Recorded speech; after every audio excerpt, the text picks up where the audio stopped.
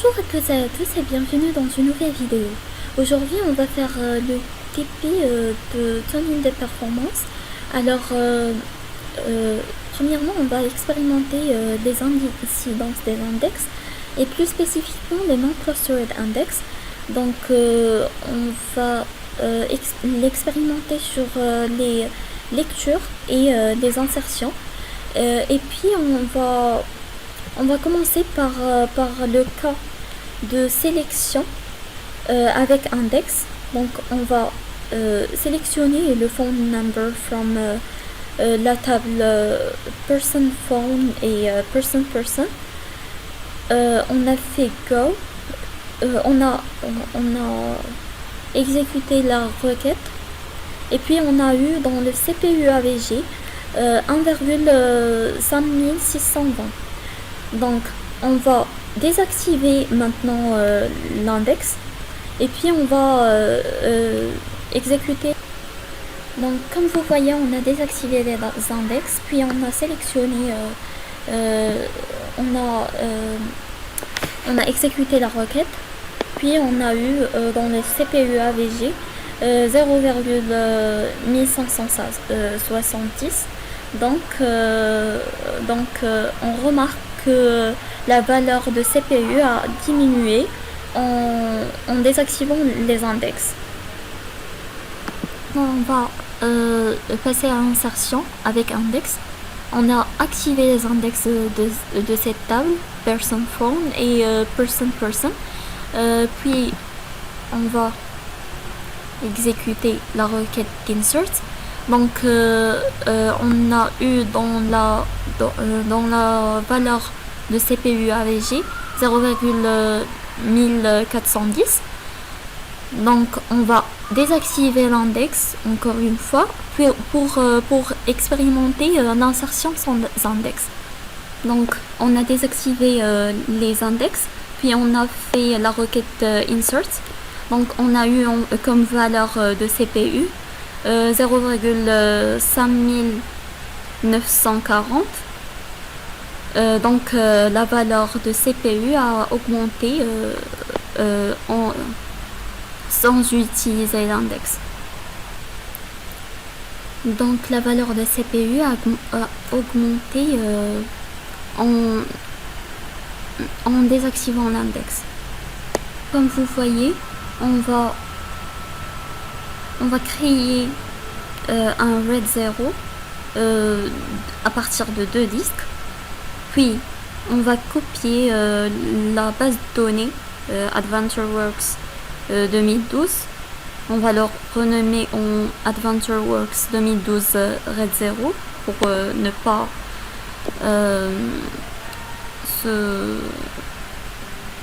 Puis on va la restaurer dans SQL Server. Donc, comme vous voyez, on a les deux folders, le raw data et le log. Puis on va faire OK. Maintenant on va expérimenter le cas de lecture avec index. Donc on a eu dans le CPU AVG 0,1570. Donc comme vous voyez, on a sélectionné dans la table phone number et on est en cas de sélection dans le RAID 0 sans index. Donc on a exécuté le script et on a eu la valeur suivante 1,2190. Maintenant on va examiner l'insertion avec index. Donc on a eu comme valeur de CPU en insertion dans le RAID 0 0,0630. Donc on va maintenant expérimenter le cas de sans index d'insertion dans RAID 0. traiter le cas de sans index dans le RED 0 avec le RED 0 avec insertion, et ça nous a donné 0,00. Donc on a ajouté le RED 0, le RED 5. Donc on a ajouté le RED 5 à partir de 3 disques, puis on a copié la base de données et on l'a renommée avec AdventureWorks 2012 RED 5 dans le RED 5, et puis on a exécuté le script de lecture et ça nous a donné en CPU AVG 0,2190. Donc maintenant on va traiter le cas de la lecture sans index avec le RED 5.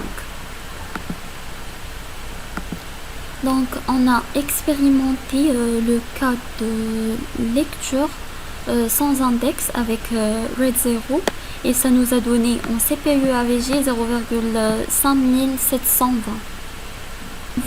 Maintenant on va expérimenter le cas de l'insertion avec index et avec RED 5. Donc comme vous voyez, on a fait l'insertion avec index avec RED 5 et ça nous a donné en CPU AVG 0,0270. Maintenant on va expérimenter le cas de l'insertion sans index avec RED 5. Donc comme vous voyez, dans le cas d'insertion sans index avec RED 5, ça nous a donné en CPU AVG 0,0630, donc ça a augmenté. Maintenant on va passer à la compression. Donc tester la compression de l'index niveau ligne. On va cliquer sur Next, Compression Type, Row, parce qu'on a deux tables, on travaille sur deux tables, donc on doit compresser les trois autres. Et puis maintenant on va faire la sélection. Donc ça nous a donné en CPU AVG 0,0120. Maintenant on va tester le cas de compression avec page. On va tester la même sélection et ça nous a donné 0,0310. Donc la compression page et le CPU de la compression page est plus croissant que celui de row. Donc maintenant on va tester la dénormalisation. Premièrement, la dénormalisation consiste à faire regrouper plusieurs tables liées par des références en une seule table. Donc en ajoutant des jointures adéquates. Donc pour tester la dénormalisation, on va faire une requête de sélection avec inner join. Donc ça nous a donné en CPU 0,0520.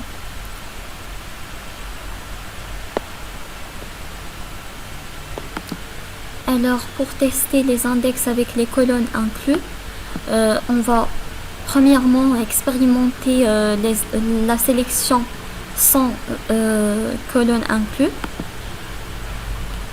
Donc c'est le CPU c'est 0,1000. Donc on va maintenant tester la sélection sans colonne inclus. Avec colonne inclus. Donc on a choisi la colonne title. Donc on va faire OK. Hop.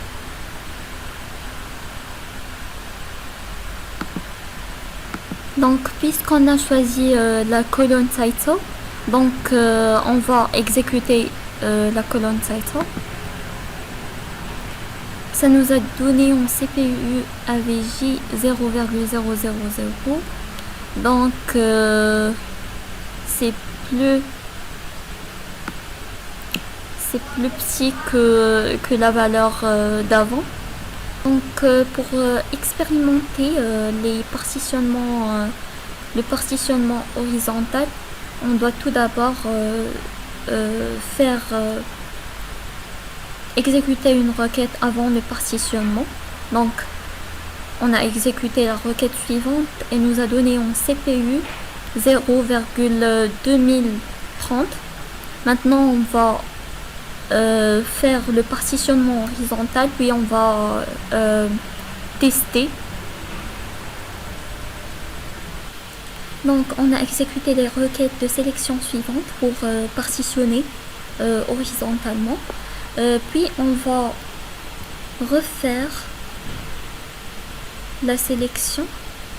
Donc ça nous a donné 0,0310 en résultat.